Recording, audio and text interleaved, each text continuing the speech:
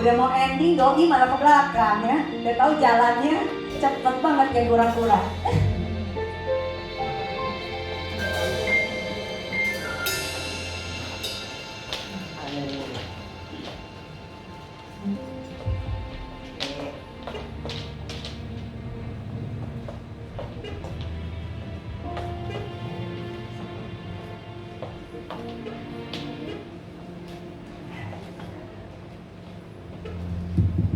Kami bersyukur ya Tuhan, kalau pagi ini kami boleh menikmati hadirat Tuhan.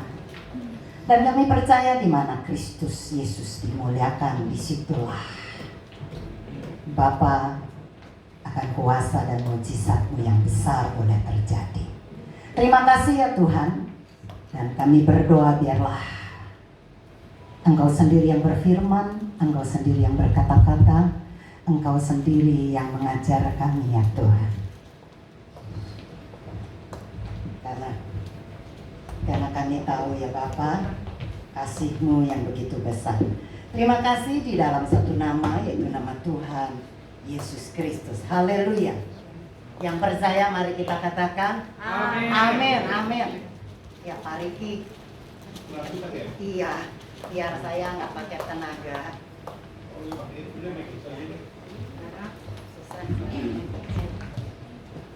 Ya silakan duduk, maaf silakan duduk, puji Tuhan. Saya berharap Anda tidak kaget melihat saya masih Bu Angel, amin. Cuma ada perubahan, rambut saya yang putih, ya bukan dicat saudara, tapi sudah nggak tahu berubah warna karena mengalami kemo dan sebagainya. Jujur saudara, saya nggak pernah berani menampilkan rambut yang berubah ini saudara. Beberapa bulan yang lalu anak saya sudah bilang ya anak-anak saya, menantu-menantu saya, ya termasuk Pastor Edo keren banget. Saya berkata mereka cuma menyenangkan hati gitu ya. Saya belum pede. Pede tahu saudara, pede bukan persekutuan doa bukan, tapi percaya diri. Ya dan terus berulang orang ketemu saya berkata keren sampai satu kali saya berobat ke dokter kan tiap bulan saya masih menjalani pengobatan rutin saudara, dan suster-suster saudara kaget karena waktu itu saya tidak pakai topi. Dia berkata keren banget Bu. Saya bilang bohong, sumpah. Pakai sumpah saudara, karena agamanya kan boleh. Saya bilang benar Bu, sumpah. Sampai saudara dia minta izin memegang rambut saya. Kenapa? Takut saya pakai wig. Dia bilang ibu bohong pakai wig. Enggak, dia izin Bu ya boleh pegang, boleh.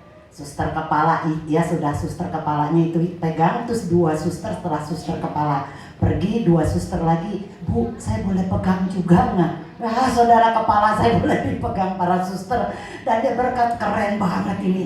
Nggak semua orang bisa seperti rambut ibu. Saya mau loh. Sudah kemarin juga ketemu dengan hamba Tuhan, ya pendeta yang dulu juga kenal saya rambutnya panjang dan hitam. Kemarin dia berkata wow amazing. Bener Bu, keren, saya pengen kayak gitu. Nah saudara, jadi ada kepercayaan diri, ada PD saudara ya. Terus saya tadi pun tanya sama konsultasi yang terhebat saudara ya. Sebelum tampil saya tanya sama suami, beneran nih nggak malu? Enggak, keren banget. Sampai bajunya pun dia yang menyesuaikan saudara. Saya percaya dia saudara karena dia adalah pria tertampan, amin, yang menyukai para gadis atau wanita cantik-cantik saudara. Jadi penilaiannya pasti luar biasa. Itu Pak Riki sudah keren. Jadi hari ini Anda melihat penampilan saya yang baru, amin. Wow. Ya tadi Bu Sur juga bilang, wah keren. Dulu rambut saya lurus, perlu dikeriting, di wave untuk supaya ikal. Tuhan tahu saudara. Ya saya tidak boleh kena obat kimia, tidak boleh kena pemanasan listrik saudara, pokoknya tidak boleh. Dia berikan saya rambut saya ikal saudara, alami ya. Kalau Anda lihat saya dipanggil mas suami Momon ya, si Momon nih Momon karena anak saya punya anjing saudara, pudel namanya Almond. Jadi dia lihat rambut saya seperti anjing pudel saudara, yang keril-keril dan putih. Haleluya. Tuhan baik, amin. Saya percaya kalau dia pulihkan rambut, dia pulihkan juga sel-sel tubuh saya yang hari ini saya percaya akan terus dipulihkan dan terus dipulihkan itu syaraf-syaraf saya, saudara. Ya karena masih seperti kata Ita, jalannya kura-kura. Ini masih seger, saudara ya. Tapi entah kalau udah mulai siang, bukan lagi kura-kura, saudara, siput, saudara. Ya karena kakinya, wah luar biasa. Seringkali malam tidak tidur, terbangun ya, dan sampai pagi saya nggak bisa tidur karena menahan nyeri dan sakit ya. Nggak boleh dibanggakan, saudara ya, karena penyakitnya sudah dipantek saudara, dipakukan di kayu salib.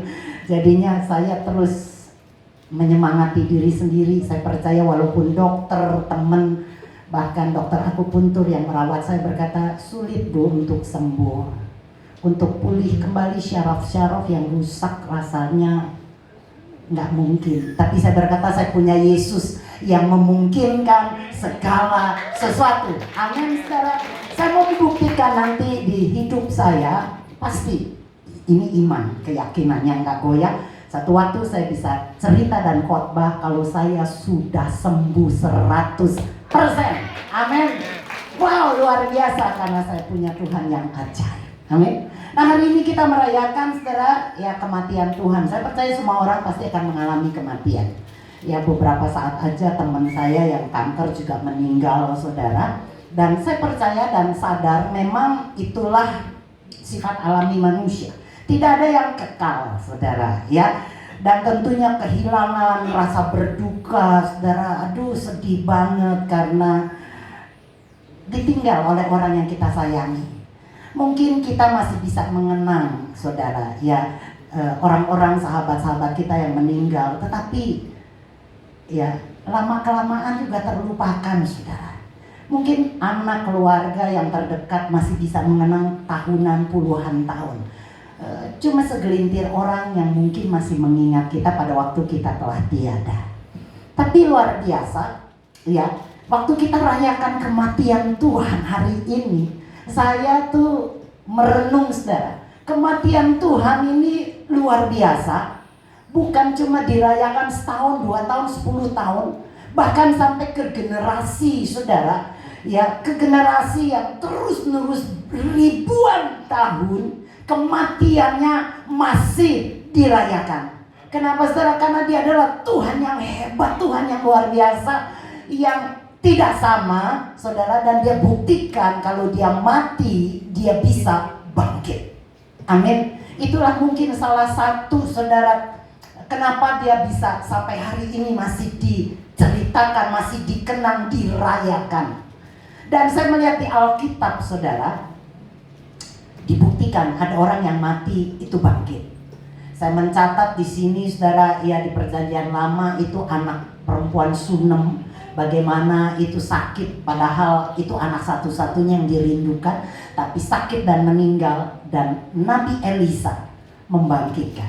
Elisa adalah El, Tuhan, saudara, dan Elisa itu artinya Tuhan keselamatan. Itu cerita tentang Yesus sendiri. Nah di Perjanjian Baru kita temukan banyak, saudara, ya. Di Perjanjian Lama juga tentunya ada lagi, tapi Perjanjian Baru, saudara, bagaimana anak kepala rumah ibadat yang meninggal juga disembuhkan. Terus anak pemuda di kota Nain juga dibangkitkan, saudara. Dan yang pasti, saudara, terkenal, ngetop banget, itu kisah siapa, saudara? Lazarus yang meninggal, yang dibangkitkan oleh Tuhan. Kisahnya di Yohanes 11, saudara, ya, kita membaca bagaimana Lazarus ini bersama adik-adiknya, saudara-saudarinya, Marta dan Maria, memang disayang Tuhan, saudara. Jadi pada waktu Lazarus sakit, saudara, saudarinya ini Marta dan Maria mengirim kabar kepada Yesus yang lagi di kota lain bahwa Lazarus sedang sakit. Mereka percaya Yesus adalah penyembuh karena mereka melihat bagaimana Yesus menyembuhkan banyak orang. Terlebih lagi mereka percaya Yesus menyayangi mereka. Tapi apa yang terjadi, saudara? Sampai Lazarus meninggal, Yesus belum datang. Bahkan bukan telat 1 hari, 2 hari kita membaca, saudara. Bagaimana Yesus telat sampai hari keempat.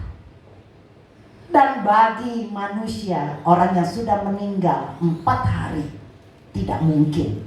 Secara pengetahuan, secara bagaimanapun tidak mungkin bisa bangkit. Nah, heran saudara. Heran kenapa Yesus yang menyayangi Lazarus, Yesus yang menyayangi Maria, Marta, kok sengaja lihat ayatnya. Yohanes 11 ayat 5. Yesus memang mengasihi Marta dan kakaknya dan Lazarus. Terus sampai saudara, lanjut. Tetapi kok ayat 6-nya Ika? Ya. Namun setelah didengarnya bahwa Lazarus sakit, ia sengaja tinggal berapa saudara? 2 hari lagi di tempat di mana ia berada. Kenapa 2 hari? Karena perjalanan saudara memberitahu kabar kepada Kristus itu butuh 1 hari. Belum ada mobil, belum ada plane, dan jaraknya tentunya cukup jauh, dan kendaraan yang dipakai tidak ada, jalanannya juga sukar, sehingga butuh waktu kurang lebih 1 hari. Yesus tinggal 2 hari lagi, dan dia butuh kembali ke kota si Lazarus 1 hari lagi. Jadi 4 hari Lazarus itu mati. Dan lihat saudara, bahwa Lazarus itu sakit, ia sengaja saudara tinggal 2 hari lagi di tempat di mana ia berada. Kata sengaja, garis bawahi, sengaja. Padahal saudara, saya percaya Yesus sifatnya, karakternya, kebiasaannya saudara, nggak pernah cuek. Tidak pernah saudara orang yang datang meminta kepada Yesus dibiarkan dan tidak dipedulikan. Dia adalah Tuhan yang maha peduli. Katakan amin saudara. Kok sekarang tiba-tiba sudah seperti masa bodoh, seperti cuek. Padahal Marta dan Maria mempercayai banget Yesus adalah Jehovah Rafa, penyembuh. Dan saya percaya waktu itu ada kekecewaan yang luar biasa bagi Marta dan Maria pada waktu dia melihat saudaranya Lazarus mati. Nah saudara, tentunya ada maksud Tuhan. Kenapa sengaja? Amin. Coba lihat ayat ke-15-nya. Ya, tetapi syukurlah aku tidak hadir pada waktu itu, sebab demikian lebih baik bagimu, supaya kamu dapat belajar percaya. Marilah kita pergi sekarang kepadanya. Di terjemahan bahasa Indonesia yang lain dikatakan, dan sebenarnya lebih baik waktu itu aku tidak hadir di sana untuk menyembuhkan dia, karena kejadian ini akan membuat kalian lebih percaya kepadaku. Jadi ada sesuatu saudara yang Tuhan maksudkan, sehingga sepertinya dia sengaja tidak menolong Anda saat ini. Mungkin Anda butuh terobosan keuangan, terobosan akan kesehatan, terobosan akan saudara keluargamu, kebahagiaan suami istri.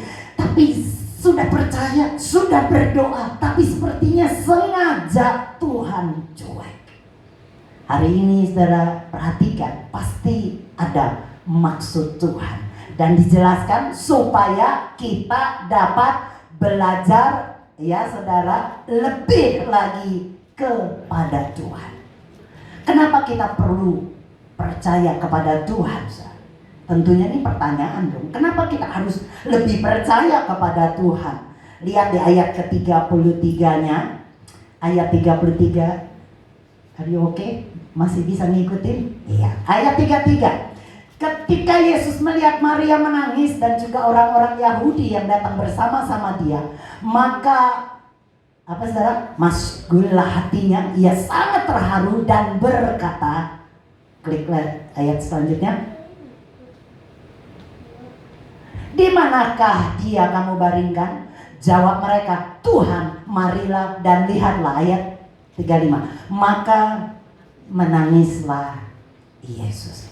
Ayat yang terpendek dalam Alkitab adalah ayat ini. Maka menangislah Yesus. Kita percaya kepada Yesus karena lihat saudara, Yesus menangis karena hatinya luar biasa saudara. Dan seperti Anda harus tahu saudara, manusia itu bisa menangis karena 3 sebab. Ada air mata ya yang keluar pada waktu kita menangis. Kenapa? Karena punya kelenjar air mata yang terletak di atas sudut, ya, tepat di bawah alis. Jadi di sini ada yang namanya kelenjar air mata. Inilah yang menyebabkan kita menangis keluar air mata, karena ada kelenjar air mata. Dan saudara, ada 3 jenis air mata. Yang pertama air mata basal. Apa itu air mata basal? Jadi kalau Anda menangis saudara, ada 3 sebab. Yang pertama air mata basal. Itu adalah saudara air mata yang memang diciptakan Tuhan untuk membuat kornea kita tetap basah. Dan itu tentunya menghambat debu untuk melawan infeksi, sehingga air mata itu adalah bagian daripada imun manusia. Saya udah ceritakan bagaimana waktu saya setelah selesai di kemo, saya melihat titik-titik hitam di mata saya, saudara. Ya, saya waktu itu nggak ngerti, saya pikir ada nyamuk, saya tepuk, saya ke situ saya tepuk, ke sini saya tepuk. Kok nggak hilang-hilang nyamuknya? Wah, ini tangan refleksnya udah jelek nih. Jadi saya mulai konsentrasi, ada titik hitam, saya tepuk, saya kejar di mana aja. Kan nggak enak saudara ada nyamuk di mata kita, betul ya? Kok nggak hilang-hilang saudara? Tiba-tiba saya sadar, dulu Pak Riki juga alami itu dan dia mengalami harus dioperasi matanya. Saya pikir waduh, ya mata bagi saya adalah jendela dunia. Amin saudara. Anda boleh kehilangan gigimu tanggal, nggak masalah. Tapi kok kehilangan mata? Wow. Ya, saya yang suka menonton, amin. Esther Edo bilang Netflix sudah dibabat habis. Ditambah sekarang dengan aplikasi lain, saudara, New Web, WTV, Ki, apa aja deh, HB Spot ya, Disney, semua ada saudara di TV. Karena suka nonton saudara. Dan saudara saya suka membaca. Jadi kalau mata saya bermasalah, buat saya masalah berat banget saudara. Jadi hari itu saya langsung minta antar sama Pak Riki ke dokter mata dan dia menerangkan tentang mata. Ngejelimetnya bukan main. Saya tuh benar-benar bangga dan kagum banget sama Tuhan yang menciptakan mata kita begitu rupa. Anda mungkin cuma pikir ya mata cuma bola mata, kornea, tapi di dalamnya itu ada urat-urat, ada segala macam saudara yang sampai ribuan itu yang membuat saya waduh ya kok bisa seperti itu. Dan dia berkata kornea mata ini ditempatkan dan dikelilingi oleh air. Jadi dia goyang saudara. Dan dia bilang dia takut sekali dengan kemo yang saya lakukan itu membuat terlepas. Sehingga kornea matamu terlepas, dan kalau itu terlepas, wah, ya tapi puji Tuhan, puji Tuhan, puji Tuhan, puji Tuhan. Saya punya Tuhan yang sangat luar biasa, amin. Setelah diselidiki, setelah dilihat dan sebagainya, dia berkata, Bu, puji Tuhan. Ya cuma karena obat itu membuat mata ibu kering. Ya tapi korneanya tidak terlepas. Apa yang harus dilakukan? Nggak ada, cuma dikasih obat vitamin. Dan saya berkata cuma berdoa. Amin. Beberapa hari saja saya olesi dan wow, saya melihat Anda tanpa nyamuk. Amin. Menantu saya, saudara, ya sekarang lagi ngalami seperti saya, titik-titik, dan saya bawa dia ke dokter. Tapi dokter berkata beda kasusnya dengan saya, dia di belakang kornea. Jadi tidak bisa disembuhkan, tidak bisa diberi obat, tidak bisa normal, tetap ada ya, cuma hanya paling diam yang menyesuaikan diri dengan nyamuk yang ada di matanya. Penasaran berobat lagi ke dokter lain, saya bawa lagi saudara ke tempat di mana saya lagi berobat, rumah sakit Siloam, dan sama dokternya berkata setelah difoto dan sebagainya nggak bisa diobatin. Saya bilang sama dia cuma satu yang sudah pasti mama buktikan, Tuhan yang bisa. Amin. Dokter berkata nggak mungkin, tapi dia mungkin. Saya berkata jadi obatnya cuma doa, percaya, doa, percaya. Dia bilang, iya deh mah, saya mau kayak mama, walaupun syarafnya sakit terus bilang sembuh, matanya sembuh, sembuh. Itulah iman. Amin. Nah saudara, itu air mata kita namanya air mata basal. Dia akan pada waktu Anda kena debu tiba-tiba keluar air mata. Itu normal dan bagus. Tapi kalau udah nggak keluar air mata, kering, itu bahaya. Jadi sekarang saya dianjurkan tiap hari harus tetesin obat mata supaya mata saya tidak kering. Nah air mata yang kedua itu air mata refleks. Kalau ada benda-benda ya yang asing masuk, misalnya gas air mata, maka Anda pasti keluarkan air mata. Ibu-ibu ngiris bawang, matamu bagaimana? Keluar air mata, saudara. Itu air mata refleks karena ada benda asing yang masuk yang membuat engkau iritasi dan sebagainya. Tapi yang ketiga itu adalah air mata tangisan. Ya, karena emosional seorang manusia.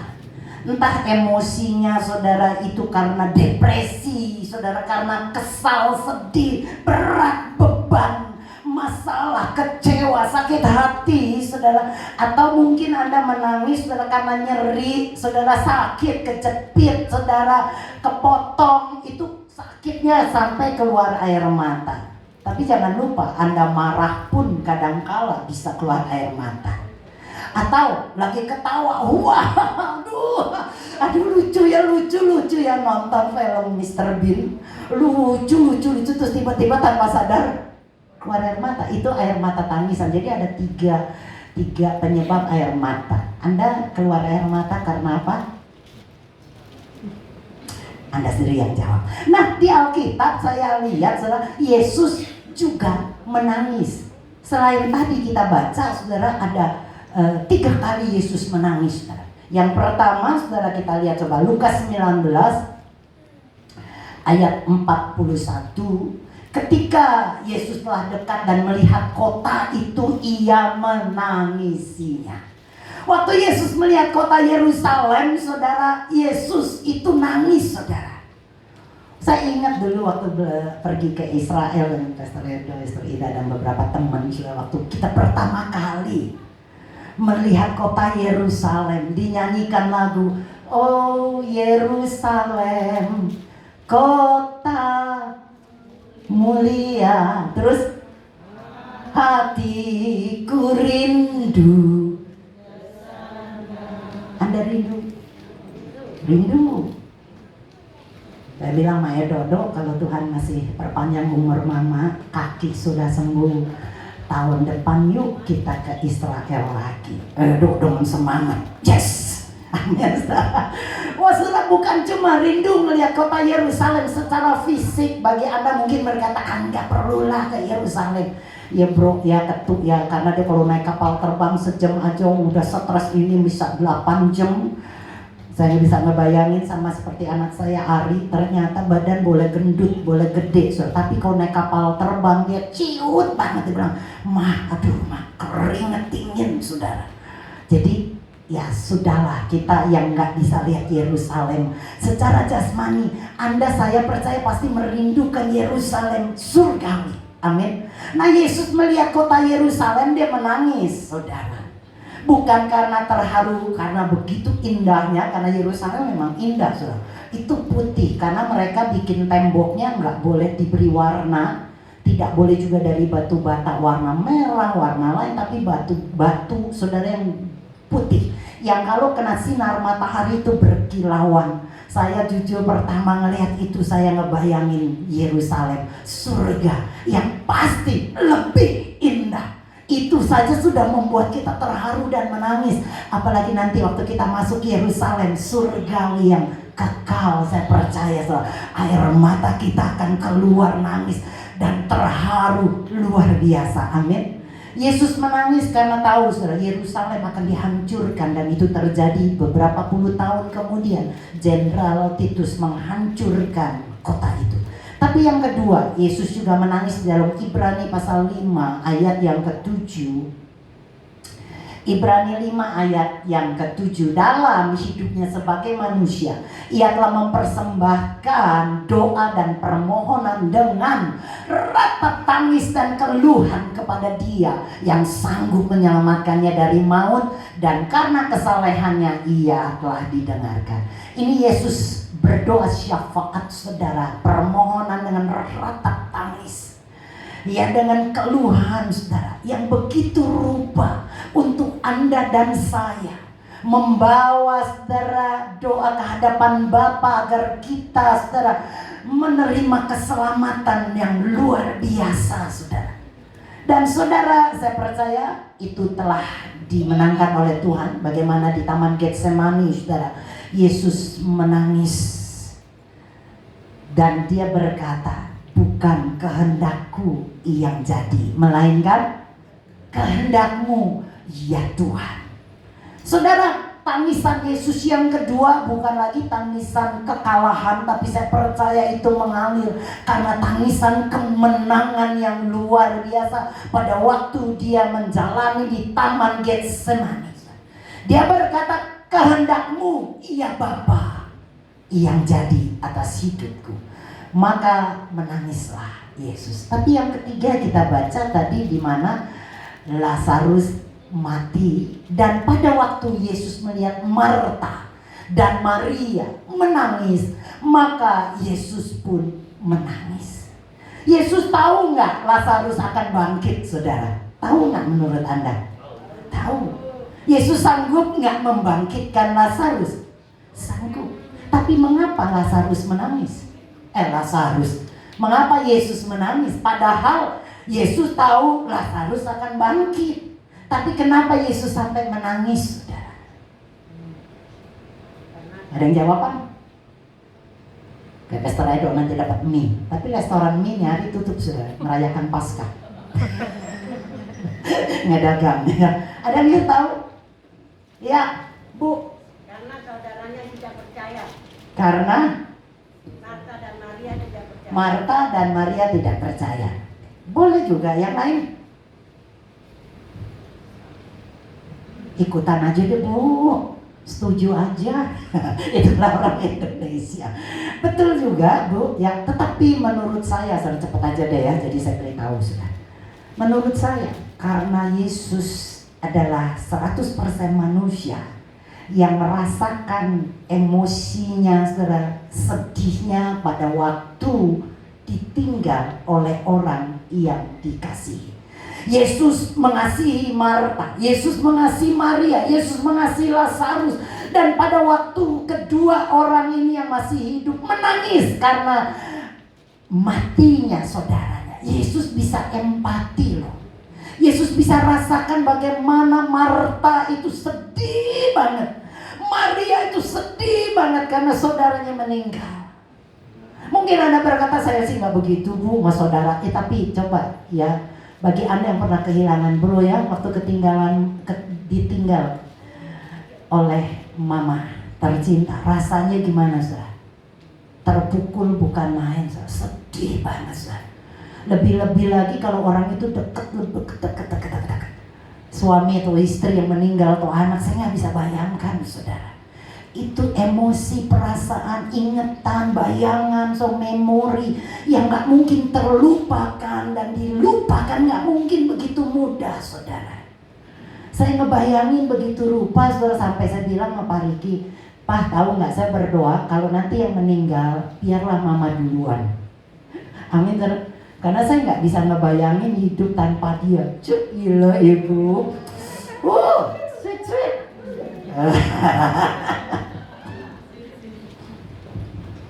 Nggak bisa ngebayangin saya hidup sendirian di atas. Nggak ada manusia, sendiri, sunyi, senyap, kecuali ditemenin oleh televisi. Yang biasanya, saudara, semua masalah listrik mati, ledang mampet, AC nggak dingin. Saya cuma teriak, Pak, beres. Amin. Kalau dia nggak ada, saudara, saya berkata, waduh. Jadi saya bilang, udahlah Pak, ya, lu jangan nyusul gue, jangan mendahului karena dilarang. Amin. biarlah gue dulu dan lu boleh kawin lagi. Amin. Jok. Ya, saya mau hidup sampai 120 tahun. Amin. Ada yang mau nyusul sampai 120 tahun?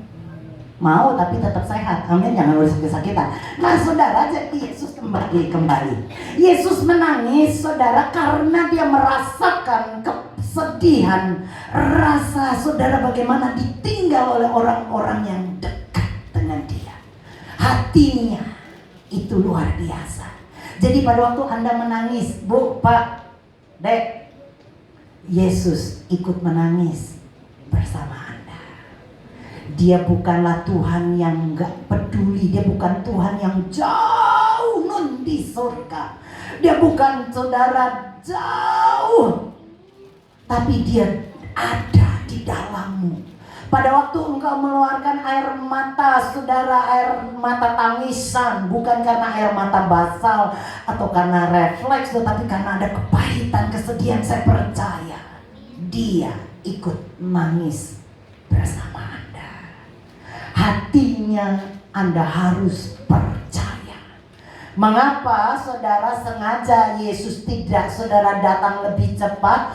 Agar saudara Marta dan Maria memang lebih percaya lagi akan hati Yesus yang begitu mengasihi dan menyayangi Anda. Dia tidak akan pernah biarkan Anda sendirian di lembah kekelaman. Sungguh saudara, ada cara-cara yang luar biasa bagaimana dia menolong dan saudara memberikan penyataan kalau dia dekat dan ada di dalam Anda. Amin, saudara.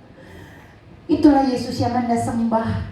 Bukan patung yang tidak ngerti akan emosimu. Bukan saudara dewa yang jauh dan ditakuti. Bukanlah Tuhan saudara yang menyeramkan, tapi dia adalah Bapa yang tahu akan isi hati kita. Saya bersyukur untuk itu. Jadi jangan pernah merasa kita nggak rohani banget sih nangis. Kok kenapa ya kita, apalagi para lelaki, aduh udahlah jangan menangis. Saudara, no. Kalau Anda tahu air mata itu diciptakan Tuhan adalah untuk melindungi saudara, bukan saja emosi Anda, tetapi juga untuk melindungi mata jasmani Anda.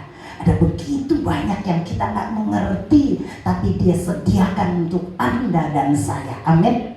Nah saudara, jadi Yohanes 11 memakai kata dakruo, artinya menangis terseduh-seduh.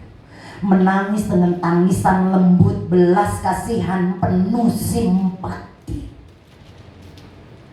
Dan saudara lihat Yohanes 11 ayat 41, kenapa kita percaya dan harus lebih percaya kepada Yesus. Lihat ayat ke-41, maka mereka mengangkat batu itu, lalu Yesus menengadah ke atas dan berkata, Bapa, aku mengucap syukur kepadamu karena engkau telah mendengarkan aku. Ayat 42. 42-nya, aku tahu apa saudara? Bahwa engkau apa?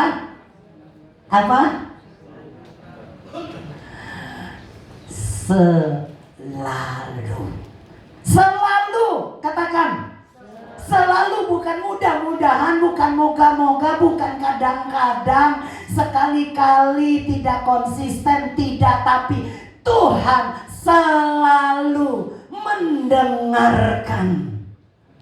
Tuhan selalu mendengarkan. Amin saudara. Wow saudara, jadi dia adalah Tuhan yang tidak berubah, Tuhan yang kokoh, Tuhan yang tetap, Tuhan yang dapat dipercaya. Dia selalu mendengarkan Anda.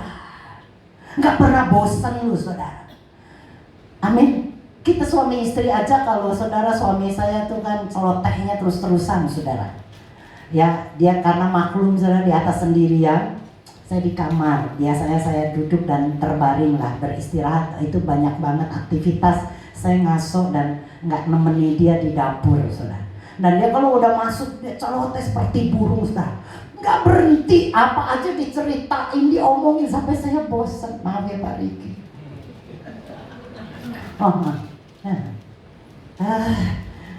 Sampai terakhir kalau udah gak sabar, udahlah stop, kayak burung beo baru dia stop. Kita kadang-kadang nggak tahan mendengar ocehan orang-orang yang di dekat kita, setuju nggak saudara? Tapi Tuhanmu, Yesusmu memberi jaminan selalu. Wow, nggak ada bosannya dengerin Anda. Hari ini Anda berkata Tuhan tolong, semenit kemudian Tuhan tolong, 1 detik lagi Tuhan tolong. Sepanjang hari Anda cuma teriak Tuhan tolong, dia nggak bosan. Dia dengar, dia selalu dia memberi jaminan yang kokoh karena dia tidak berubah. Ya dan amin. Jadi kita bisa percayakan hatinya, saudara. Percayakan hatinya, saudara. Dia tahu waktu Anda sedih dan dia selalu dengar kita waktu kita menjerit dan berdoa kepadanya. Dan saudara, luar biasa, saudara, lihat ayat ke-43-nya. Ayat ke-43, sesudah berkata demikian, berserulah ia dengan suara keras, Lazarus, marilah keluar. Terus, orang yang telah apa, saudara?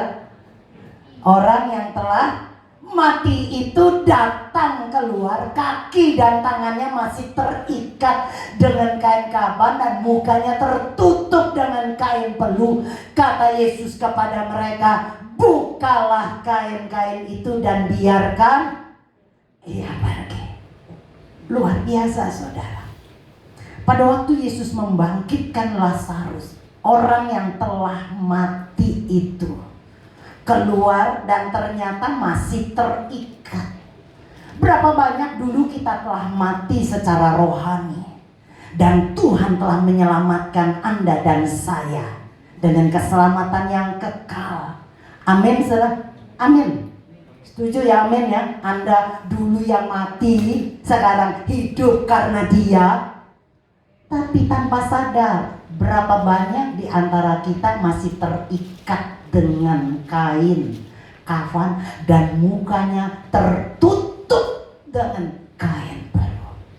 Keselamatan iya sudah diberikan, tapi berapa banyak kita masih terikat dengan tradisi, dengan kebiasaan, dengan Taurat, dengan hukum-hukum, dengan segala macam yang kadangkala diberitakan lewat mimbar oleh para hamba Tuhan, yang membuat sebetulnya kita yang dulu mati seharusnya hidup, tapi ternyata kita masih diikat dan terikat dengan hukum-hukum Taurat yang mematikan, dan muka kita tidak bisa melihat kecemerlangan kemuliaan Bapa karena muka kita terselubung, tertutupi. Saya bersyukur kalau Anda dan saya bukan saja orang mati yang dihidupkan, tapi kita dilepaskan dari ikatan-ikatan itu. Amen. Ikatan, saudara, hukum-hukum yang kelihatannya baik. Saya tidak bilang hukum Taurat itu salah, enggak, saudara. Itu baik dan dibuat agar mereka, ya saudara, benar-benar bisa melihat siapa Yesus. Karena pada waktu mereka merasa mereka mampu dan mereka bisa lakukan, saudara, Tuhan berikan hukum Taurat supaya mereka tahu loh, dengan kekuatannya mereka tidak akan pernah mampu mengikuti perintah Tuhan. Kekudusan yang kita lakukan dengan melakukan hukum Taurat tidak akan pernah bisa kudus dan benar di mata Dia. Karena sekudus-kudusnya kita, usaha apapun yang kita lakukan untuk mentaati firman-Nya, di mata Tuhan itu tetap kain cemar yang kotor, karena Dia sangat kudus, tidak tercemar sama sekali, saudara. Berapa banyak ikatan-ikatan kita, saudara, yang membuat kita tidak bisa melihat Yesus di dalam iman kita. Pada waktu saya ngalami sakit, saudara, syaraf yang sampai beberapa malam gak tidur, Pak Riki tahu banget, saudara. Sampai dia, baik banget, romantis, mah kalau bisa aku menggantikan sakitmu, biarlah engkau sakit sendirian. Ya, apa yang aku buat, mah?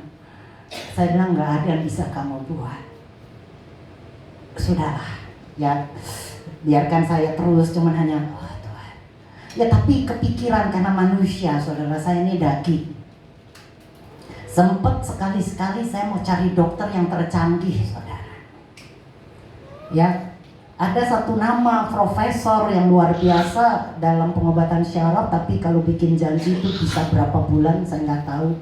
Itu pernah diberi, saudara, sama dokter kanker saya. Dia bilang, ibu coba aja ke profesor itu buat janji. Sempet saya berkata, di tengah putus asa, saya mau cari tuh profesor. Pak Riki berkata, iya, daftar aja, biarin berapa bulan gak apa-apa, yang penting kita usaha. Rasanya gak salah, saudara. Salah gak? Salah gak, saudara? Semua kan mau sembuh, gak salah. Saya pikir juga saya gak salah. Tapi Roh Kudus yang ada di dalam saya suruh mengajar sesuatu yang mungkin gak sama ya, gak bisa dijadikan patokan, tapi dia mengajar. Iman vs perbuatan. Ya, mau percaya bener gak sama Tuhan? Atau engkau mau tambahkan dengan perbuatanmu, mencoba menaruh pengharapanmu kepada profesor yang canggih. Nanti engkau akan kecewa menemukan ternyata manusia tidak bisa menyembuhkan. Karena beberapa dokter, saya bukan 1-2 dokter, semua sudah bilang gak bisa sembuh cepat, mungkin tahunan, atau yang paling buruk permanen. Waduh, saya tolak, saudara, amin. Tolak tuh dalam nama Yesus, enggak gue sembuh. Nah, keinginan untuk cari profesor, saudara, Tuhan Roh Kudus dengan lembut mengajar. Dia tidak menghakimi, tidak menghukum, saudara. Tetapi sepertinya saya diberi, saudara, sebuah pewahyuan pengertian. Andalkan Kristus Yesus, karena yang namanya iman di tengah gelombang, di tengah badai, di tengah ya lautan yang bergelora seperti Petrus berjalan, saudara, itu tetap harus fokus kepada Dia. Terus matanya tidak boleh beralih sampai Tuhan benar-benar membuat dia bisa berjalan. Tapi pada waktu matanya beralih kepada badai, kepada angin, dengar tiupan yang kencang, dia goyah dan kemudian dia tenggelam. Saudara, iman yang kokoh, yang tidak tergoyahkan, itu benar-benar membuat kita harus tetap menunjukkan mata kita kepada Dia. Saya kembali mengambil sikap, enggak deh, saya tetap percaya kesembuhan yang Tuhan berikan buat saya itu sempurna. Amin. Tidak mungkin sakit kanker disembuhkan dengan plus tambah syaraf yang rusak. Nggak mungkin, saudara. Kalau Dia mau menyembuhkan saya, Dia total sembuh. Amin. Itu harus dipunyai dengan keyakinan. Sekarang memang kelihatannya belum sembuh, kelihatannya masih sakit. Itulah, saudara, angin tiupan. Tapi mau nggak tetap lihat dan lihat sampai akhirnya berjalan di atas kemustahilan. Kalau saya sama saja mengandalkan manusia, dokter, profesor, sama saja saya seperti orang lain, saudara. Tapi Tuhan inginkan saya berbeda. Dia lagi mengajar saya untuk lebih lagi percaya. Sepertinya sengaja Dia tidak jawab doa saya. Sepertinya sengaja Dia berlambat-lambat dan tidak peduli setiap malam. Saudara, kalau lagi sakit nyerinya, karena ada kadangkala sakitnya tuh 70%, 50%, tapi ada ribuan persen. Itu kalau lagi di atas sakitnya benar-benar saya nggak tidur dan cuma keluar air mata sambil berkata, Tuhan, ya, sampai secara daging saya berkata, Tuhan, pulang aja dah, enak surga, nggak lagi sakit. Saking nggak tahan, saya bilang, saudara, kalau saya nggak punya Yesus, saya mungkin nggak kuat hadapi ini. Kayak enak banget, saudara. Ya, kalau Anda mau tahu bagaimana, coba aja tangan Anda taruh di pintu, jepit, saudara, itu sakitnya kayak apa, ditambah dengan pernah ibu kecabean, pegang cabai itu panasnya kayak apa, ya tebelnya kayak apa, terus tusuk-tusuk dengan duri, kamu berjalan di atas paku. Itu semua yang saya bisa gambarkan pada waktu saya sakit kaki saya, saudara. Jadi pada waktu kayak gitu saya kadang-kala udah nyerah aja, Tuhan. Tapi kembali saya lihat Yesus gak pernah lupa. Dia selalu dengar. Pada waktu di bawah titik nadir saya udah putus asa, dia selalu dan selalu menolong, menumbuhkan iman kembali dan pengharapan di dalam dia. Amin, saudara. Sehingga saudara, saya bersyukur banget ya, jadi dengan sakitnya saya justru saya banyak menolong orang yang lagi sedang putus asa, putus pengharapan, saudara. Satu teman baik saya, tiba-tiba adiknya gagal ginjal. Dan itu cepat banget saudara, gagal ginjal dan harus cuci darah seminggu 3 kali. 3 kali seminggu 3 kali dia konsultasi sama saya, dan saya berkata, ya memang cuci darah nggak bisa lagi lain sudah karena gagal ginjal, kecuali di cangkok ginjal.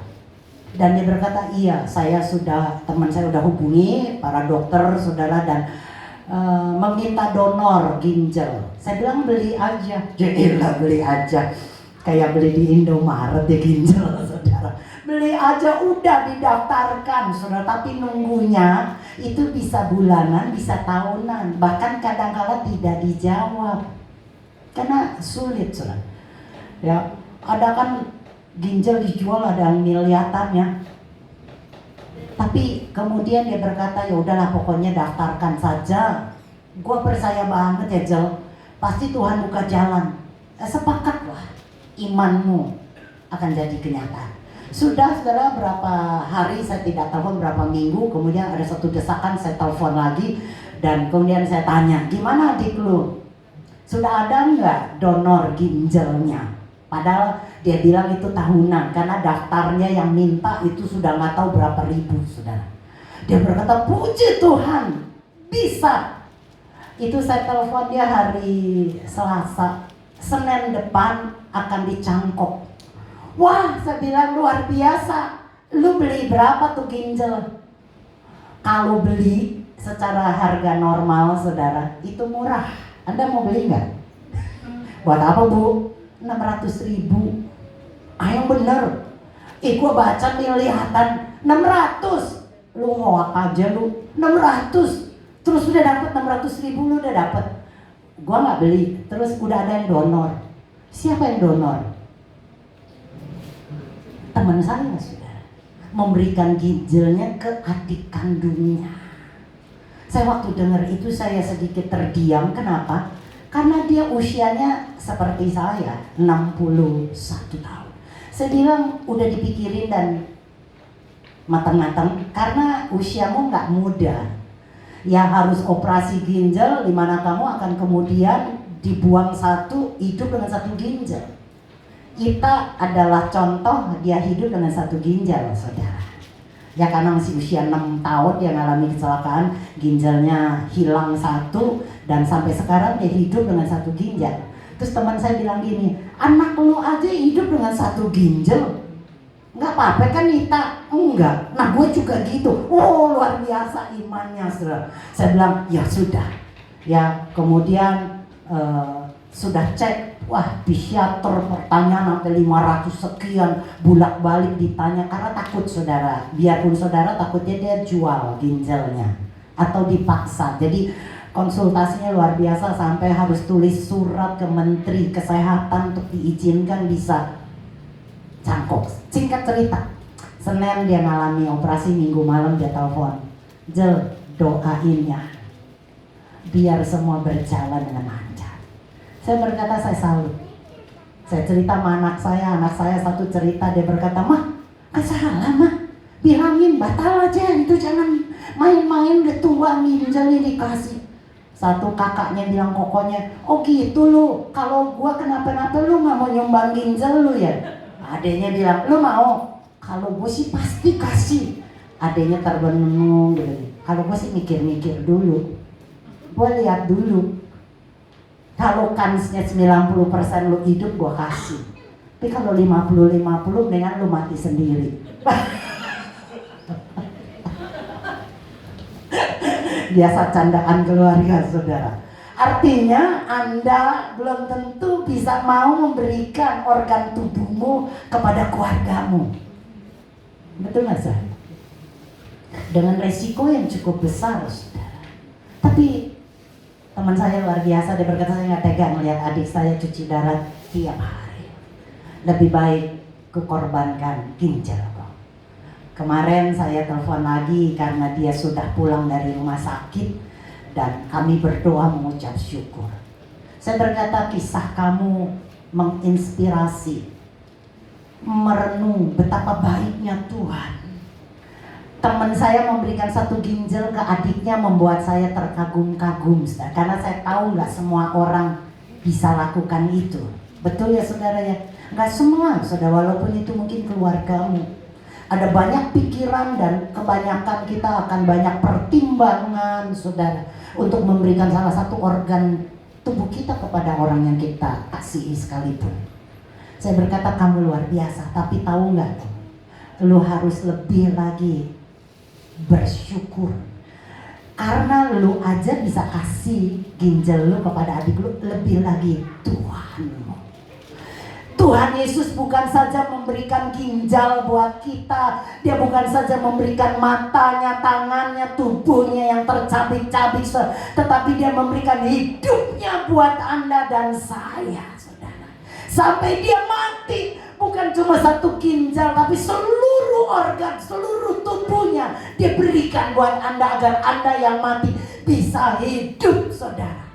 Itu yang membuat saya berkata, wah saya enggak rugi, saya enggak salah punya Yesus yang begitu luar biasa. Bukan sekedar ucapan, dia buktikan dengan mati di kayu salib. Yang belum tentu orang mau mati buat kita, tapi dia sudah buktikan. Waktu kita jahat, waktu kita berdosa, waktu kita durhaka, waktu kita belum percaya kepada Tuhan, dia mau mati buat Anda. Kalau banyak ada tulisan di Alkitab berkata, ada orang yang mau mati demi orang baik. Mungkin Anda mau mati untuk orang yang baik. Kalau istrimu, suamimu, bapakmu, ibumu, anakmu, adikmu baik, ya seperti teman saya, adiknya baik banget sama dia, sudah paling dekat. Jadi dia rela. Tapi pernah nggak berpikir kita bisa memberikan itu bukan kepada yang baik, tetapi kepada yang jahat, musuh kita, orang-orang yang menentang kita, orang yang mencelakai kita. Mau nggak kita rela? Oh, kita disakiti aja, saudara, kita sudah umpat-umpatan, umpat caci maki, syukurin, kutuki, doain biar tahu rasa. Yesus mati bagi Anda waktu bukan Anda jadi baik loh. Bukan waktu Anda rohani dan kudus, tapi justru pada waktu kita lagi dalam keadaan berdosa, murtad, durhaka, dia mati untuk kita. Ini membuat saya bilang, Tuhan, betapa saya bersyukur banget. Jadi saudara, hari ini kematiannya bukan saja saudara membangkitkan kita dari kematian hidup yang gelap menuju ke hidup yang baru, tetapi terlebih lagi kematiannya membukakan saudara, kebangkitannya membukakan ikatan-ikatan yang membelenggu kita. Maka nggak salah tahun ini Tuhan berkata, aku menjadikan segala sesuatu baru. Secara khususnya saya, berapa banyak ikatan-ikatan dulu yang membelenggu saya. Saya sudah diselamatkan, tapi saya pikir saya bisa masuk surga dengan usaha saya, dengan melakukan begitu banyak saudara kegiatan. Saya pikir saudara dengan kegiatan, saudara dengan semua hidup yang saya sudah persembahkan kepada Tuhan, saya pikir dia lebih cinta dan sayang kepada saya lebih daripada orang-orang yang malas. Saya pikir cintanya bisa disogok dengan perbuatan baik saya. Tapi dia sangat baik. Dia buka ikatan yang membelenggu saya. Sehingga sekarang saya berkata, amazing grace, kasih karunia-Nya yang sangat luar biasa. Tidak ada setitik pun perbuatan saya yang membuat saya layak masuk surga. Semata-mata karena Dia.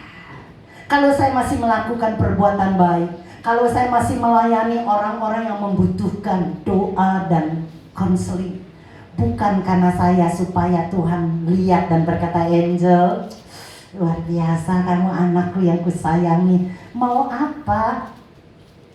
Bapak berikan. Enggak, saudara. Tapi saya layani, saya berikan pelayanan itu karena tahu dia layak dimuliakan lewat hidup saya. Satu orang yang mengalami kepahitan begitu rupa, saudara, tiap kali WA dan terus ngeluh dan terus cerita. Ya di tengah dia naik angkot, saudara, dia telepon, Bu, saya nggak tahan, saya benci banget, Bu, saya mau mati rasanya. Saya terus, saudara, seperti Yesus selalu mendengarkan. Amin. Di tengah kebosanan saya lagi sakit, nggak tahu ya, gue lagi aduh sakit. Tapi saya tetap berkata, Yesus sayang. Jangan lihat masa lalu, jangan lihat orang yang menyakitimu, tapi lihatlah Kristus. Dan terus tiap hari berbulan-bulan, saudara, saya terus support, saya terus, saudara. Di tengah malam dia nggak bisa tidur, dia WA, Bu, saya nggak bisa tidur karena kebayang orang itu benci, Bu. Saya tetap layani. Sampai kemudian saudara berkata, berangsur-angsur dia mulai pulih. Saudara, saya yang penuh kekurangan, saudara, itu saja bisa lakukan, apalagi dia yang sangat luar biasa. Saya percaya, saudara, kita yang sudah dijadikan baru dengan pemikiran yang baru, dengan perkataan yang baru, saudara, kita akan mengalami menjadi ciptaan yang baru. Semua pelayanan, semua apa yang kita buat, semua pemberian, semua jerih lelah sama sekali enggak ada. Nah, tiba-tiba satu lagi, saudara, ya ini kesaksian, saudara. Jadi tiba-tiba satu teman saya lagi telepon mau main. Saya berkata, boleh main, lu udah boleh dikunjungi, Jel. Boleh, tapi maaf ya nggak bisa temenin lama karena kaki gue nih perlu dilonjorkan, diistirahatkan. Oh ya udah deh, cerita, dia cerita, saudara, adiknya kanker. Saya kaget karena saya kenal warga ini dari kakak, adik, beradik sampai mamanya, pokoknya kenal baik banget, udah puluhan tahun. Saya bilang bagaimana mungkin? Karena saya tahu adiknya ini belum lama gagal jantung, jadi operasi jantung. Nggak lama sembuh, saudara, stroke. Nggak bisa jalan, stroke, nggak bisa ngomong, stroke parah, saudara. Tapi sembuh, ajaib kan? Nggak lama, saudara, ya kena lagi penyakit darah tinggi, serangan, saudara, masuk lagi ke rumah sakit. Dan terakhir beberapa hari lalu dikabarkan dia kanker. Kanker usus besar sehingga tidak bisa makan, nggak ada nafsu makan, turun badannya beberapa puluh kilo secara drastis. Terus teman saya berkata, Jel, gue mau ke rumah adik gue, nanti kalau gue udah sampai teleponan ya, video call. Ngapain, Jel? Semangatin dia, karena dia sudah putus asa karena udah bosan berobat. Gagal jantung, stroke, darah tinggi, terus apalagi lah banyak, sudah tiba-tiba kanker. Dia nggak mau di kemo, dia nggak mau ke dokter, pokoknya dia nunggu kematiannya saja. Saya berkata oke, benar, teman saya sampai ke rumah adiknya dan video call, saudara. Sebelumnya dilarang makan, nggak boleh makan daging merah, nggak boleh minum gula, udah nggak boleh makan roti panggang. Wih, saya bilang rugi banget, makan aja. Istrinya berkata, aku gitu sih ibu. Betul, saya bilang makan. Kalau kamu tanya saya makan apa aja, nggak ada larangan. Amin. Loh, orang masih enak roti bakar, bener saudara. Soto, mie ayam, wih saudara, ya nggak boleh makan bakaran, ikan bakar, saya makan, saudara.